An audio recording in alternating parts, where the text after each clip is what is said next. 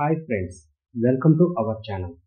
Indonesian horror సినిమాలలో violence ఎక్కువగా ఉంటుంది. ఇక్కడ ప్రజలు కూడా పురాతన ఆచారాలను ఎక్కువగా పాటిస్తారు. అందుకే ఈ ఇండస్ట్రీ నుంచి చేతబడి దెయ్యాల స్టోరీలతో సినిమాలు వస్తుంటాయి. ఓటీటీలోకి వస్తున్న ఈ హారర్ సినిమాలను ప్రేక్షకులు కూడా ఇంట్రెస్టింగ్గా చూస్తున్నారు. అయితే ఇప్పుడు మనం చెప్పబోయే సినిమా ఒక తల్లి కూతురు మధ్యలో దెయ్యం అన్నట్టుగా సాగుతుంది. ఇందులో దెయ్యంతో ఒక మహిళ చేసుకునే ఒప్పందం ఆ కుటుంబ నాశనానికి కారణమవుతుంది. ఈ సినిమాని గుండె గట్టిగా ఉన్న వాళ్ళు మాత్రమే చూస్తే బెటర్, ఎందుకంటే ఈ సీన్స్ అంత భయంకరంగా ఉంటాయి.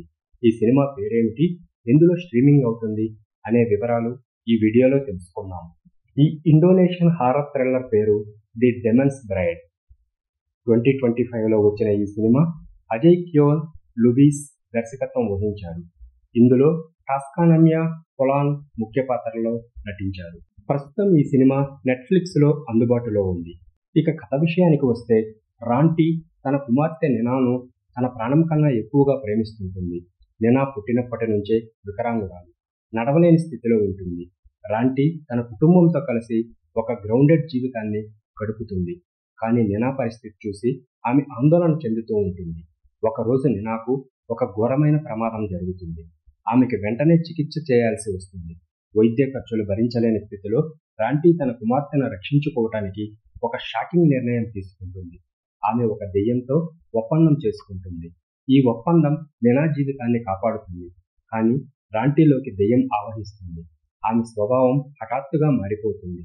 దెయ్యం ప్రభావంతో రాంటీ హింసాత్మకంగా మారుతుంది. ఆమె తన కుటుంబ సభ్యులపై దాడులు చేస్తుంది. మొదట ఆమె సోదరిని, ఆ తర్వాత అత్తగారిని, బావమరిదిని, ఆమె భర్తను కూడా హతమారుస్తుంది. ఈ రక్తపాత సీన్స్ సినిమాలో భయంకరంగా ఉంటాయి. రాంటీ మానవత్వం క్రమంగా కోల్పోతూ పూర్తిగా దెయ్యం నియంత్రణలోకి వెళ్ళిపోతుంది. ఈ హత్యల సమయంలో రాంటీ సన్నిహితురాలు నినా మాత్రమే ప్రాణాలతో బయటపడతారు. ఆ తర్వాత క్లైమాక్స్ ఊహించిన మలుపులతో దద్దరిల్లుతుంది. చివరికి ఆ దెయ్యం ప్రభావం వల్ల రాంటీ ఏమవుతుంది, నినా అంగవైకల్యం నుంచి కోలుకుంటుందా, ఇంతకీ రాంటీ దెయ్యంతో చేసుకున్న ఒప్పందం ఏమిటి అనే విషయాలను తెలుసుకోవాలంటే ఈ సినిమాను మిస్ కాకుండా చూడండి.